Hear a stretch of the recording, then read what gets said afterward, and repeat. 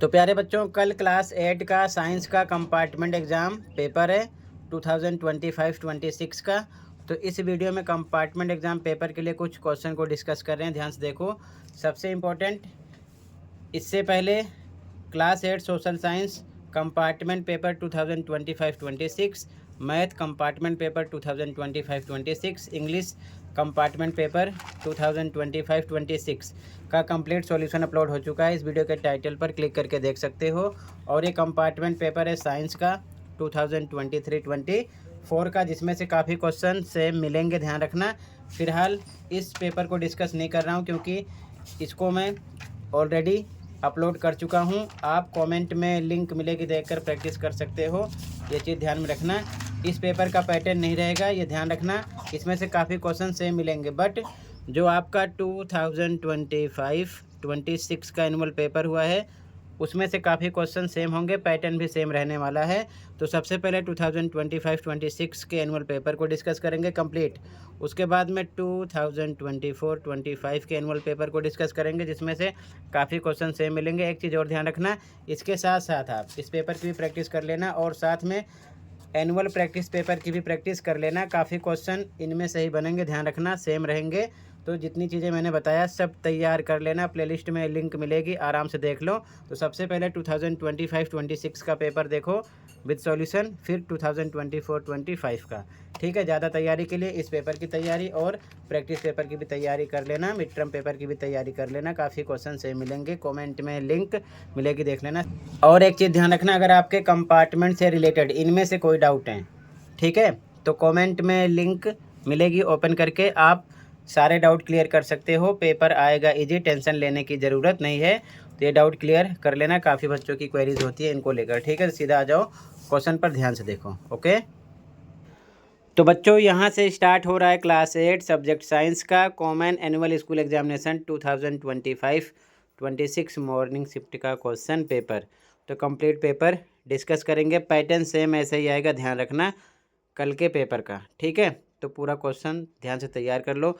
काफ़ी question same होंगे but same A to Z नहीं आएगा, ठीक है। तो ध्यान से प्रैक्टिस करो इसकी भी, और जो बताया उसकी प्रैक्टिस कर लेना। 2 पेपर सॉल्व करेंगे इसके बाद 2025 का। ध्यान से देखो, क्वेश्चन पे आ जाओ।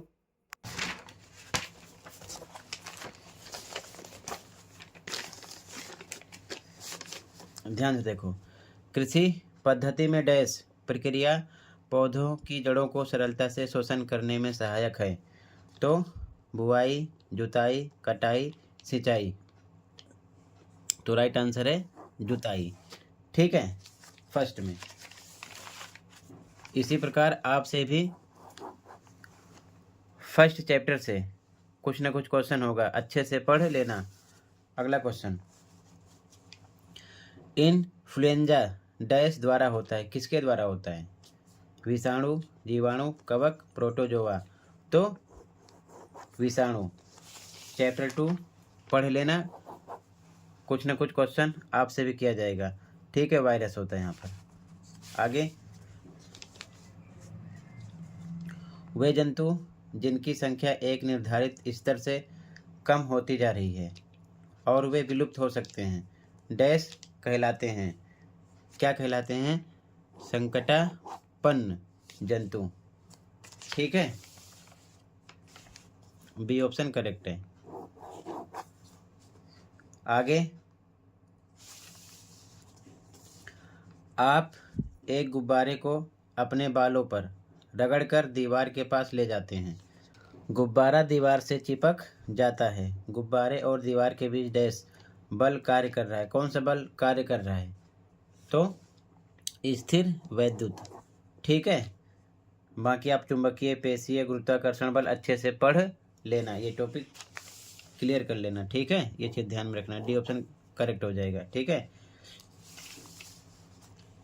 अगला क्वेश्चन, निम्न में से कौन सी विशेषता एक आदर्श ईंधन की है?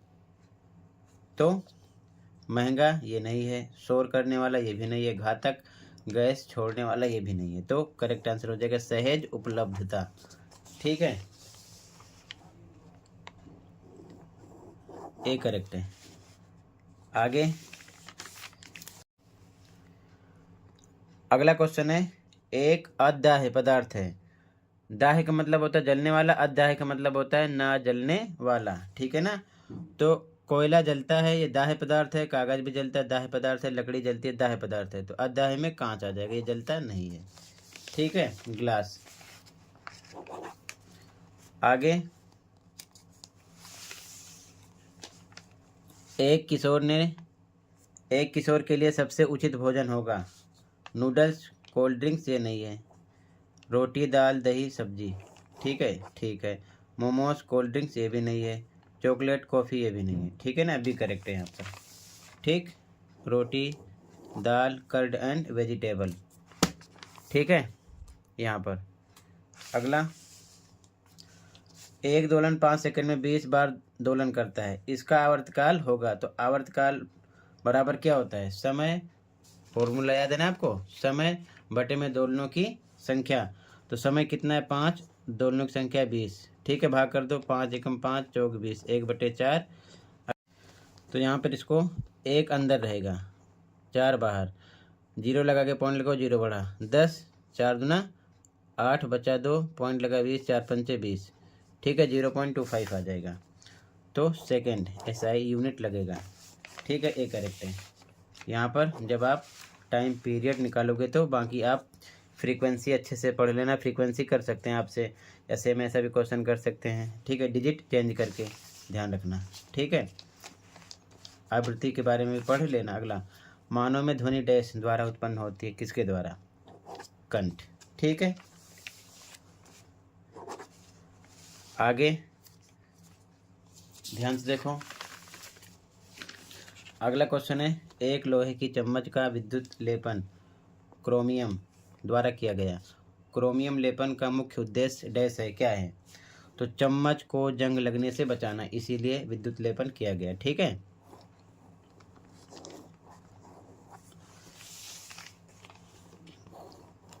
सी ऑप्शन करेक्ट हो जाएगा, ठीक है यहाँ पर। अगला, अंशु ने एक बैटरी और बल्ब से जुड़ी तांबे की 2 तारें आसुत जल में डाली, बल्ब नहीं जला। बल्ब को जलाने के लिए उसे आसुत जल में डैश डालना चाहिए, क्या डालना चाहिए, लकड़ी का बुरादा नहीं, कागज़ के टुकड़े नहीं, प्लास्टिक की गेंद नहीं, नमक, ठीक है, नमक डालना चाहिए, ठीक है, सॉल्ट यहाँ पर करेक्ट हो जाएगा, ठीक है, बी। अगला, तांबे के संशोधन के दौरान शुद्ध तांबे की एक पतली छड़ को डैश टर्मिनल से और अशुद्ध तांबे की एक मोटी छड़ को डैश टर्मिनल से जोड़ा जाता है, तो पॉजिटिव नेगेटिव दोनों बातें होती हैं, ठीक है, दोनों नेगेटिव नहीं हो सकती, दोनों पॉजिटिव नहीं हो सकती, ठीक है। तो ये ध्यान में रखना है, नेगेटिव पॉजिटिव का कॉम्बिनेशन होता है, ठीक है, तो यहाँ पर आपका डी हो जाएगा, ठीक है। ऋणात्मक धनात्मक, ठीक है।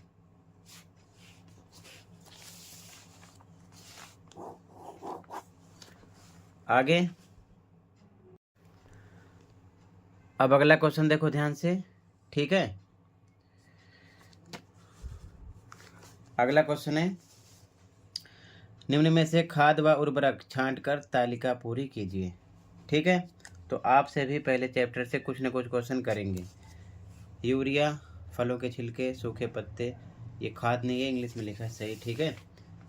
पोटास, ठीक है, तो किस में आएगा, तो खाद में फलों के छिलके आएंगे और सूखे पत्ते, उर्वरक में यूरिया, पोटास, ठीक है, हो गया आंसर इसका, ठीक है। इंग्लिश में भी same, fruits peel and dried lips manure में आएगा और फर्टिलाइज़र में यूरिया, पोटास आएगा, ठीक है। अभी लास्ट में इंग्लिश में कंप्लीट आंसर की शो कर दूंगा, पहले हिंदी वाले देख लें, क्योंकि इंग्लिश मीडियम में आंसर किए, हिंदी में नहीं है, ठीक है। तो ध्यान से देखो, अगला क्वेश्चन अथवा वाला, जैविक खाद उर्वरक की अपेक्षा बेहतर मानी जाती है, क्यों, 2 कारण बताओ। तो पहला कारण था ये जल धारण क्षमता बढ़ाता है, दूसरा यह मिट्टी की बनावट में सुधार करता है, ये 2 कारण हो गए, और अपनी तरफ से लिख सकते हो कोई अलग भी। अगला, तीसरे का फर्स्ट, संपीड़ित प्राकृतिक गैस यानी CNG का उपयोग ईंधन के रूप में करने के दो कारण बताओ। तो पहला कारण कम प्रदूषणकारी है, यानी प्रदूषण कम करता है। आप लाइन को एक्सप्लेन करके भी लिख सकते हो। दूसरा, पाइप के माध्यम से परिवहन होता है इसका, ठीक है ना, दो हो गए। अगला अथवा वाला, जीवाश्म ईंधन किसे कहते हैं, किन्हीं दो जीवाश्म ईंधन के नाम लिखो। तो इसका सॉल्यूशन देखो, इसका आंसर है जीवाश्म ईंधन समाप्त होने वाले प्राकृतिक संसाधन है जो जीवित जीवों के मृत अवशेषों से बनते हैं। फिर आगे कह रहा है कि कोई दो ईंधन के नाम, तो दो जीवाश्म ईंधन हो जाएगा, कोयला और पेट्रोलियम। इसी प्रकार लिखा करो पेपर में भी, ठीक है। आगे, लंबे समय तक उपयोग करने पर हमारे जूतों के तले क्यों घिस जाते हैं, 2 नंबर का था। तो देखो आंसर है, जूते के तलवे जमीन से लगातार रगड़ खाने के कारण घिस जाते हैं। इस रगड़ से घर्षण उत्पन्न होता है, ठीक है, ये इसका आंसर है। क्लियर है। आगे देखो, अगला है हार्मोन क्या होते हैं, पुरुष और स्त्री लैंगिक हार्मोन के नाम बताइए, 2 नंबर का था। तो आंसर देखो, हार्मोन अंतःस्रावी ग्रंथियों का स्राव होता है जो उन्हें धारा के रूप में प्रवाहित करता है। अब पुरुष यौन हार्मोन का नाम टेस्टोस्टेरोन और महिला यौन हार्मोन का नाम एस्ट्रोजन, ठीक है, इस प्रकार से लिखना था इसका आंसर, ठीक। आगे सेक्शन सी, छठे के फर्स्ट में ए में, परिरक्षक किसे कहते हैं, परिरक्षक। तो आंसर है, परिरक्षक वे रसायन होते हैं जिन्हें खाद्य पदार्थों में सूक्ष्म जीवों की वृद्धि को रोकने और उनकी सेल्फ लाइफ बढ़ाने के लिए मिलाया जाता है, ठीक है। आगे, जैम व स्क्वैश में प्रयोग होने वाले दो परिरक्षकों के नाम। तो बी का आंसर हो जाएगा सोडियम बेंजाइट और सोडियम मेटाबिसल्फाइड, ठीक है, ये आंसर हो गया। अगला, मेवे को वायुरोधी सील किए गए पैकेटों में क्यों बेचा जाता है, यानी मेवा जो होता है, मेवे को वायुरोधी सील किए गए पैकेटों में क्यों बेचा जाता है। तो आंसर है, रोगाणुओं के आक्रमण को रोकने और नमी को रोकने के लिए ही इन्हें सील पैकेटों में बेचा जाता है, ठीक है। तो इंग्लिश में क्वेश्चन देखो, अभी कंप्लीट आंसर इंग्लिश में भी शो कर देंगे, ठीक है, हिंदी में देख लो पहले। अगला क्वेश्चन अथवा वाला था इसका, और वाला अथवा, पाश्चरीकरण प्रक्रिया की खोज किसने की, लुई पाश्चर ने, ठीक है, तो इसका आंसर हो गया लुई पाश्चर ने। अगला, पाश्चरीकरण किस प्रकार किया जाता है, तो देखो ध्यान से इसका आंसर, दूध को 70 डिग्री सेल्सियस पर 15 से 30 सेकंड तक गर्म किया जाता है, फिर अचानक ठंडा करके संग्रहित किया जाता है, ठीक है, ये प्रोसेस है। अगला सी क्वेश्चन है, हम पाश्चरीकृत दूध का सेवन बिना उबाले क्यों कर सकते हैं।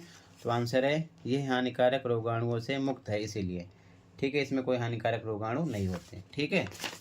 आगे देखो अगला क्वेश्चन, 7वें का फर्स्ट का ए, यदि आपको एक नुकीला कील और एक कुंठित कील दे दिया जाए तो किस कील को आप आसानी से लकड़ी के तख्ते में ठोक पाएंगे और क्यों।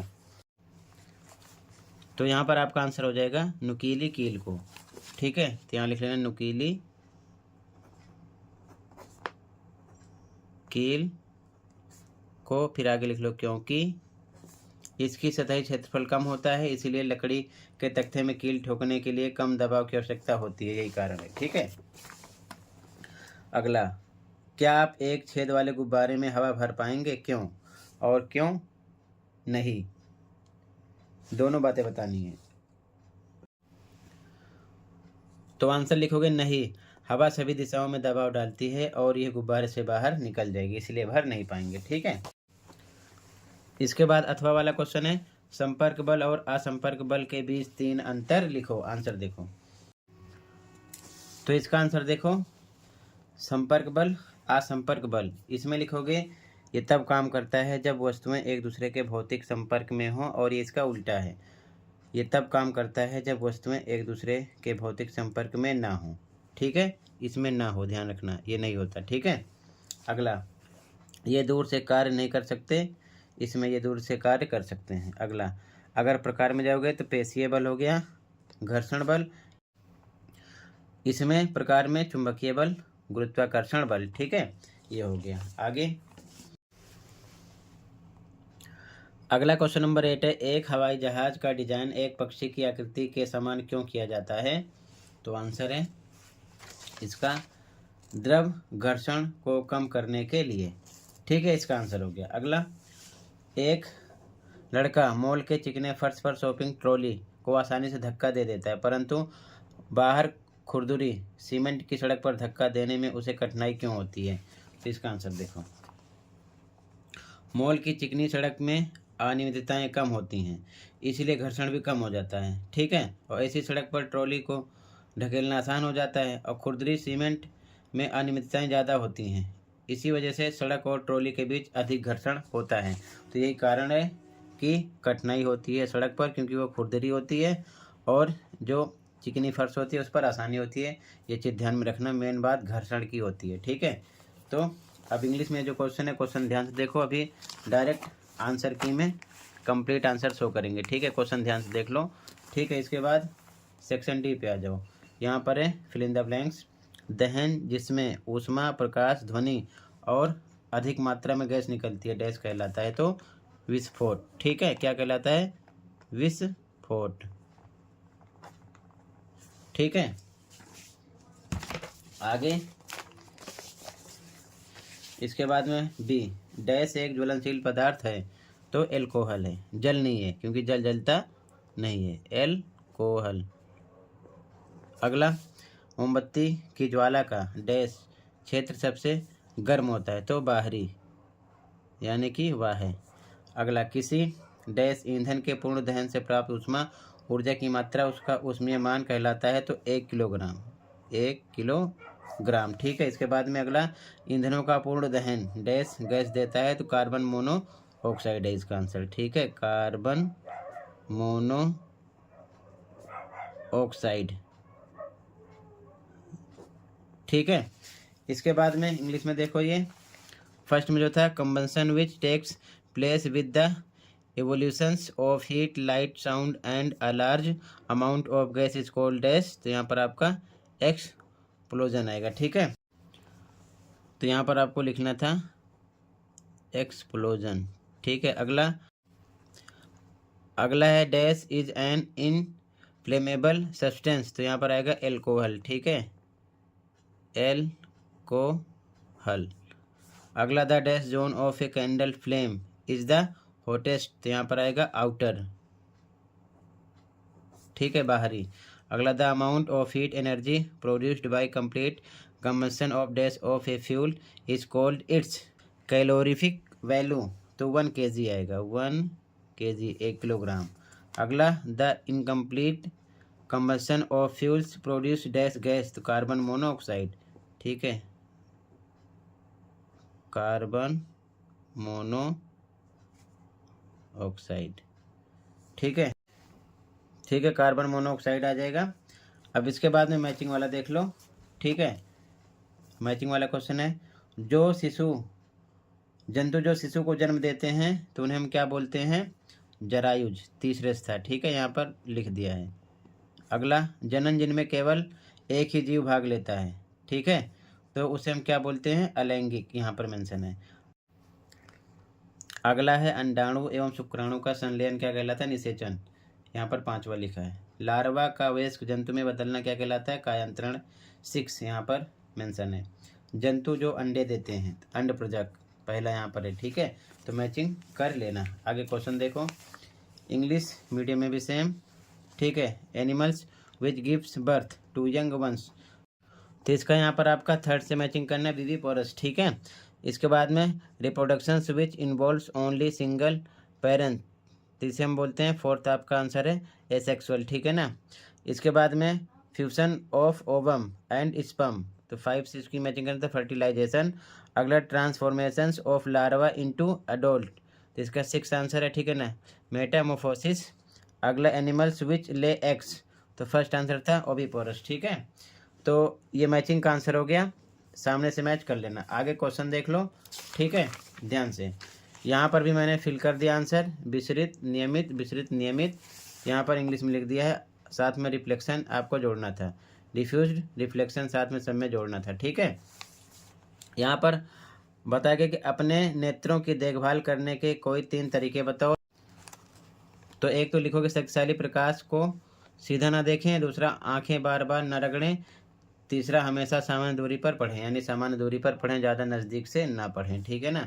यहाँ पर पार्ट बताना था, तो ये आइरिस है, ये लेंस है, ये आपका ऑप्टिक नर्व है यानी तंत्रिका है, और ये रेटिना है। ठीक है, इंग्लिश में भी सेम, यहाँ पर iris, lens, optic nerve, retina. अभी सारा आंसर मैं इंग्लिश में शो कर रहा हूँ, ध्यान से। ठीक है, अभी क्वेश्चन देख लो, आगे क्वेश्चन डिस्कस नहीं कर रहा हूँ।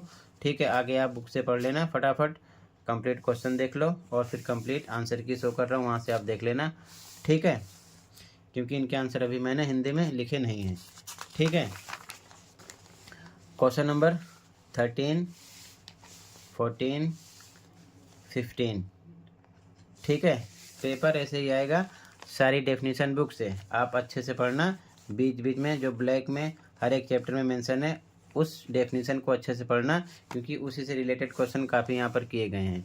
ठीक है, इवनिंग शिफ्ट वाले ध्यान रखेंगे। तो क्वेश्चन कंप्लीट हो गया, अब ध्यान से देख लो कंप्लीट पेपर की आंसर की। ओके, तो ध्यान से देखो बच्चों, ये आंसर की है। ठीक है, इस पेपर की इंग्लिश मीडियम में। इसी प्रकार जितने पेपर में सभी के आंसर अपलोड हैं, कमेंट को देख लेना, तो देख लो सॉल्यूशन को प्रैक्टिस कर लेना। ठीक है, जैसे कि सेक्शन ए स्टार्ट हुआ, फर्स्ट के फर्स्ट में बी ऑप्शन था, सेकंड में ए, थर्ड में बी, फोर्थ में डी, फिफ्थ में ए। इसी प्रकार करेक्ट आंसर लिखे हैं, ध्यान से देखते चलो सॉल्यूशन को। इसी प्रकार सभी पेपर के आंसर अपलोड हैं, आंसर 6, 7, 8, 9, 10, 11, 12 का आंसर। ठीक है, राइट आंसर मेंशन है। सेक्शन बी स्टार्ट हुआ, आंसर 2 में फर्स्ट का आंसर और में सेकंड का आंसर, आंसर 3 फर्स्ट का आंसर, उसमें ए बी। ठीक है, पॉइंट थे, और का आंसर सेकंड में, आंसर 4, आंसर 5। ठीक है, सेक्शन से स्टार्ट हुआ, आंसर नंबर 6 में फर्स्ट का आंसर, फर्स्ट में ए का आंसर, बी का आंसर, सी का आंसर। ठीक है, 6 में, और में सेकंड में ए बी सी का आंसर, आंसर 7 में फर्स्ट में ए का आंसर, बी का आंसर। ठीक है, और ये सेकंड का आंसर, और में contact force, non contact force में डिफरेंट। ठीक है, आगे देखो, ये 3 डिफरेंट लिखने थे। ठीक है, आंसर नंबर 8 ए का आंसर, बी का आंसर। सेक्शन डी स्टार्ट हुआ, answer number 9 A B C D E का आंसर। ठीक है, answer number 10 A B C D E का आंसर। आंसर नंबर 11 में फर्स्ट में ए का आंसर। ठीक है, और ये बी का आंसर, और में सेकंड में ए का आंसर, बी का answer. For visually impaired student के लिए है, ए में फर्स्ट सेकंड थर्ड का आंसर, बी का आंसर। ठीक है, 12 में ए बी सी का आंसर, डी का आंसर, और में 13 में ए बी सी का आंसर, और में डी का आंसर। 14 में ए बी सी का आंसर, और में डी का आंसर। 15 में ए बी सी का आंसर, और में डी का आंसर। ठीक है, तो बच्चों यहाँ से अब 2024-25 का एनुअल पेपर स्टार्ट हो रहा है। ठीक है, तो ध्यान से देख लो सॉल्यूशन को, और morning evening mid term paper भी प्रैक्टिस कर लेना, कमेंट में लिंक मिलेगी। ठीक है, सीधा आ जाओ क्वेश्चन पर, दोनों मीडियम में डिस्कस करेंगे। पहले देखो हिंदी में, फिर इंग्लिश में। ध्यान से देखो, पहला क्वेश्चन, पराश्रव्य ध्वनि उपकरण 20,000 हर्ट्ज से कम की आवृत्ति पर कार्य करते हैं, सत्य है क्या सत्य है? तो यह है असत्य। ठीक है, सेकंड, ईंधनों का जलना डैश प्रदूषण का प्रमुख कारण है, तो वायु प्रदूषण का। ठीक है, अगला, बिटुमेन का कोई एक उपयोग लिखिए, तो पेंट में या फिर सड़क बनाने में लिख सकते हो। ठीक है, अगला, विराम अवस्था को डैश चाल की अवस्था माना जाता है, तो शून्य। अगला, स्थिर वैद्युत बल संपर्क बल का एक उदाहरण है, सही है कि गलत है? तो ये गलत बात है, असत्य है। ठीक है, अगला, पेट्रोलियम का निर्माण डैश में रहने वाले जीवों से हुआ था, तो समुद्र आएगा यहाँ पर। ठीक है, अगला, पौधों में लगभग डैश % जल होता है, तो 90%। ठीक है, अगला,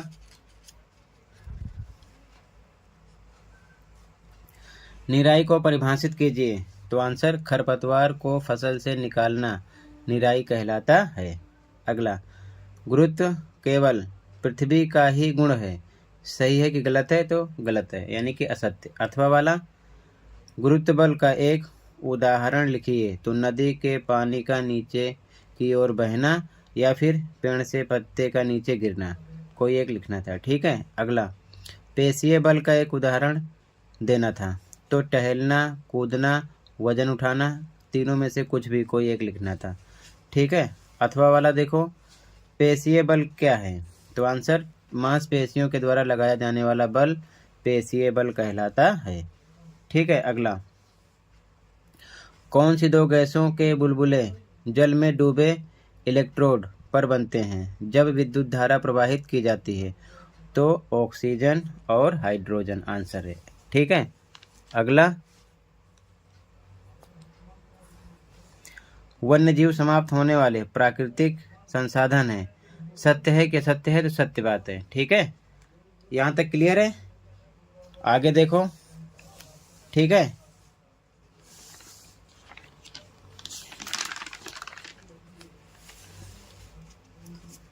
अगला, वाहक का नाम लिखिए। ए, मलेरिया परजीवी के, तो मादा एनोफिलीज मच्छर। ठीक है, डेंगू के वायरस का, तो मादा एडीज मच्छर। ठीक है, अथवा वाला, हेपेटाइटिस ए का रोग कारक सूक्ष्म जीव क्या है? तो विषाणु आंसर है। अगला, इससे बचाव का कोई एक उपाय लिखिए, तो उबला पानी पीना चाहिए। ठीक है, अगला, क्या कारण है कि हम गुरुत्व बल के नीचे दबकर पिचक नहीं जाते? तो आंसर है, क्योंकि हमारे शरीर के अंदर का दबाव वायुमंडलीय दबाव के बराबर होता है, जिससे बाहरी दबाव संतुलित रहता है। ठीक है, इसका आंसर हो गया। अथवा वाला क्वेश्चन, कील के नुकीले सिरे का क्षेत्रफल इसके शीर्ष की अपेक्षा बहुत कम क्यों होता है? तो आंसर है, क्योंकि क्षेत्रफल जितना छोटा होगा, समान बल के लिए सतह पर दबाव उतना अधिक होगा। ठीक है, इसका आंसर हो गया। चाहो तो नीचे वाली लाइन भी लिख सकते हो आंसर में, लेकिन क्योंकि स्टार्ट करो यहाँ पर फिनिश करो, इसका आंसर हो जाएगा। ठीक है, आगे, LED का पूरा नाम, तो आंसर है प्रकाश उत्सर्जक डायोड।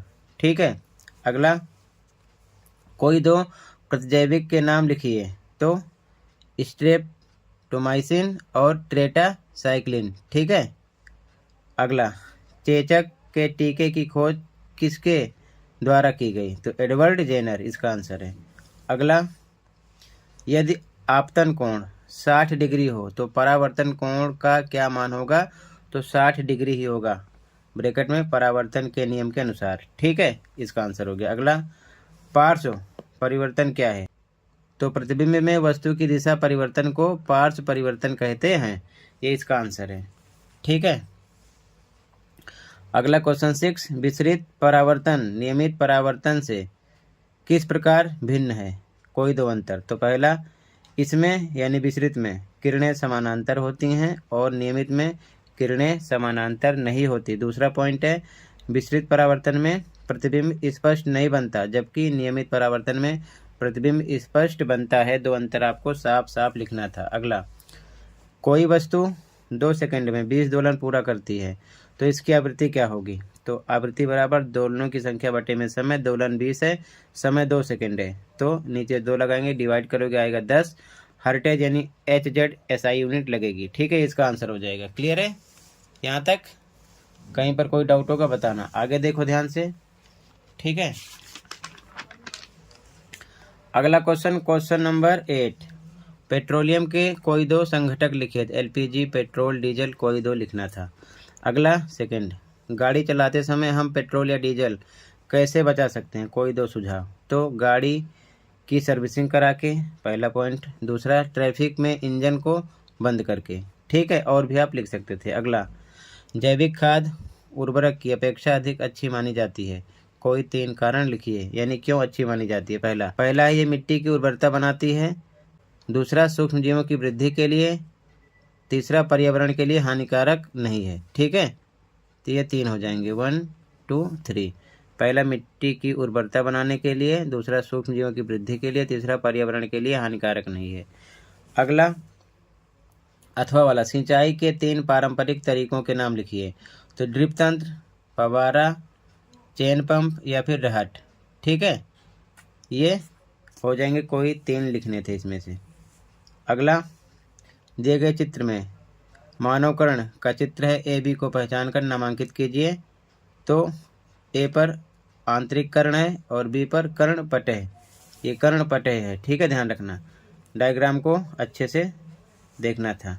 ठीक है, आगे 11वां क्वेश्चन ये दृष्टिबाधित के लिए था। ठीक है, तो 2 भागों के नाम वही आप लिख सकते थे जो यहाँ पर मेंशन है, 2 भाग ये हो जाते। ठीक है, मानव कान के। तो अगला क्वेश्चन 11वां, फर्स्ट, विद्युत लेपन को परिभाषित कीजिए। आंसर है, विद्युत प्रवाह की सहायता से किसी धातु की पतली परत किसी अन्य धातु पर चढ़ाने की प्रक्रिया विद्युत लेपन है। ठीक है, अगला क्वेश्चन है, किन्हीं 2 विद्युत लेपित वस्तुओं के उदाहरण दीजिए। तो सोना चांदी। ठीक है, सोना चांदी इसका आंसर हो जाएगा। अगला क्वेश्चन देखो, जब विद्युत धारा किसी चालक विलयन से प्रवाहित होती है तो उस विलयन पर क्या प्रभाव पड़ता है। कोई 3 बिंदु। तो पहला, ये रासायनिक प्रतिक्रिया करती है। दूसरा, इसमें परिणाम स्वरूप इलेक्ट्रोड पर गैस के बुलबुले बनते हैं।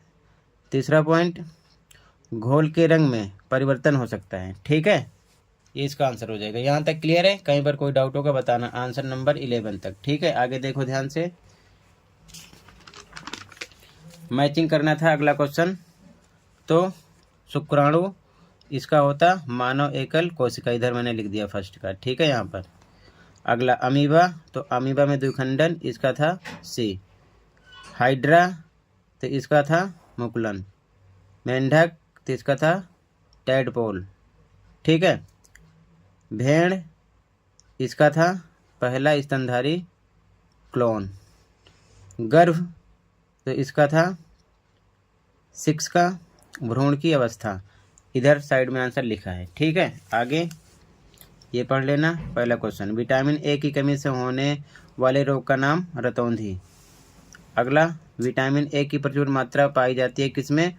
तो कच्ची गाजर में भी, दूध एवं दही में भी, मछली के तेल में भी। तो उपरोक्त सभी ऑप्शन लगाना था। ठीक है, आगे देखो,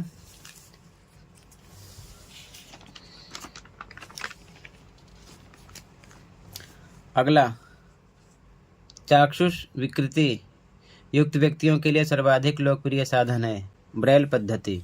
ठीक है, ब्रेल पद्धति भी ऑप्शन था। अथवा वाला, नेत्र में शलाकाएं डैश के लिए सुग्राही होती हैं। तो किसके लिए? मंद प्रकाश के लिए। ठीक है, क्वेश्चन 14, विद्युत परिपथ में ये सिंबल किसका प्रतीक है। तो ये विद्युत सेल का प्रतीक है। सी ऑप्शन राइट था यहाँ पर। ठीक है, क्लियर है? आगे देखो, अगला क्वेश्चन, बल्ब केवल तभी दीप्त होता है जब स्विच डैश तथा परिपथ डैश हो। क्या हो? ऑन, बंद। ठीक है, ऑन ऑफ दोनों।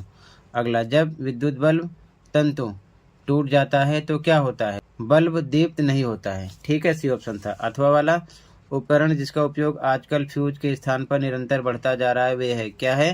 तो लघु परिपथ विच्छेदक, MCB। ठीक है, सी ऑप्शन था। क्वेश्चन नंबर 15 पढ़ लेना, डायरेक्ट आ जाओ क्वेश्चन पर। ठीक है, क्वेश्चन नंबर 15, पहला है, डैश एवं डैश अजैव घटकों के उदाहरण है। तो सूर्य का प्रकाश, मृदा। अगला, डॉल्फिन में अनुकूलन उन्हें वायु में डैश द्वारा श्वास लेने की अनुमति देता है। तो वात छिद्रों।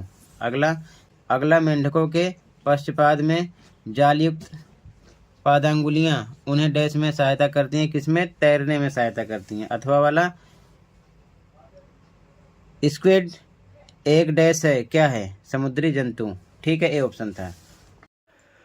तो बच्चों, टोटल मैंने complete question paper with solution Hindi medium में डिस्कस कर दिया। अब इंग्लिश में पहले क्वेश्चन देख लो, फिर आंसर कंप्लीट देखकर इंग्लिश वाले प्रैक्टिस करेंगे। ओके, तो बच्चों सबसे पहले कंप्लीट क्वेश्चन इंग्लिश मीडियम में देख लो, ठीक है। फिर कंप्लीट आंसर की शो करेंगे, ठीक है। तो इंग्लिश मीडियम वाले बच्चे भी प्रैक्टिस कर लेंगे। सेक्शन स्टार्ट हो रहा है। पहले कंप्लीट क्वेश्चन इंग्लिश में देख लो, ठीक है, ध्यान से। सेक्शन भी स्टार्ट हुआ यहाँ से, ठीक है। ध्यान से क्वेश्चन को देख लो सबसे पहले, इसके बाद में कंप्लीट आंसर की शो करेंगे, ठीक है। सेक्शन से स्टार्ट हुआ, सेक्शन सी के क्वेश्चन है ये, ठीक है, सेक्शन सी के। इसके बाद में यहाँ से ध्यान से देखो, सेक्शन सी में क्वेश्चन नंबर 12, ठीक है, क्वेश्चन नंबर 13 है ये।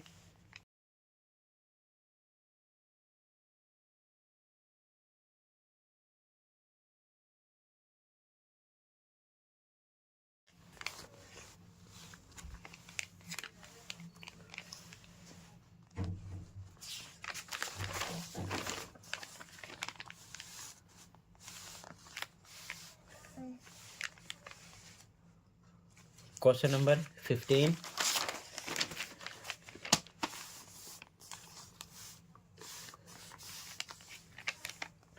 और ये कंप्लीट हो गया क्वेश्चन पेपर। अब इंग्लिश में कंप्लीट पेपर की मार्किंग स्कीम देख लो ताकि प्रैक्टिस कर सको। तो ध्यान से देखो कंप्लीट पेपर की आंसर की इंग्लिश में, ओके। तो बच्चों ये आंसर की है इस पेपर की, ध्यान से देख लो इंग्लिश में आंसर। इसी प्रकार सभी पेपर के आंसर अपलोड हैं ऑफिशियल, देखकर प्रैक्टिस कर सकते हो। फर्स्ट का आंसर स्टार्ट है, फर्स्ट का first, second, third, fourth, fifth, ठीक है। राइट आंसर लिखा है, देखते चलो आराम से और प्रैक्टिस कर लेना, ठीक है। आगे देखो ध्यान से, 6 का आंसर फर्स्ट में, ठीक है, 7 का आंसर, 8 का आंसर, ये 9 का आंसर, ठीक है, फर्स्ट में, 10 का आंसर है ये, ठीक है, और अथवा का आंसर, 11 का आंसर, 12 का आंसर है, ठीक है। सेक्शन बी स्टार्ट हो रहा है। अब सेक्शन बी का आंसर देखो, ठीक है, 2 का आंसर ए बी, और में 2 का फर्स्ट, सेकंड, आंसर थर्ड, और का आंसर थर्ड में, फोर्थ का आंसर, ठीक है, फर्स्ट सेकंड पॉइंट, फिफ्थ का आंसर है ये, ठीक है।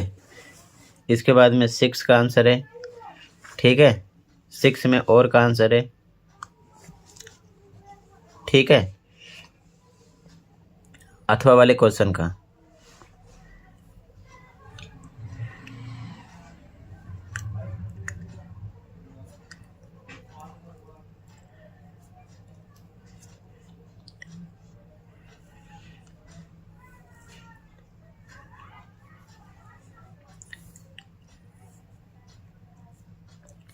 सेवन का आंसर है, ठीक है। ये क्वेश्चन हर बार आता है फ्रीक्वेंसी निकालने के लिए, ठीक है। सेक्शन से स्टार्ट हुआ, आंसर नंबर 8 में फर्स्ट सेकंड का आंसर, ठीक है। आंसर नंबर 9,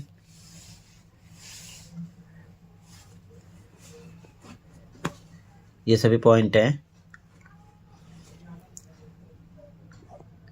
और का आंसर 9 में,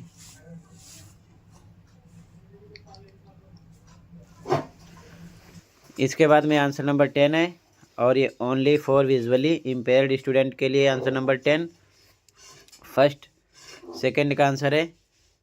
आंसर नंबर 11 स्टार्ट हो गया यहाँ से, फर्स्ट का आंसर, सेकंड का आंसर, ठीक है, और ये आंसर नंबर 11 में और का आंसर है, ठीक है।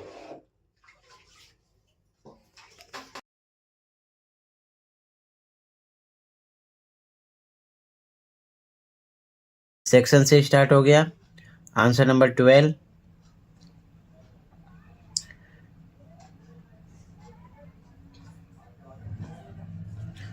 मैचिंग वाला था, आंसर नंबर 13, और का आंसर 14, फर्स्ट, सेकेंड, थर्ड और का आंसर, ठीक है। थर्ड का आंसर नंबर 15 टोटली कंप्लीट हुआ। ओके, प्रैक्टिस कर लो।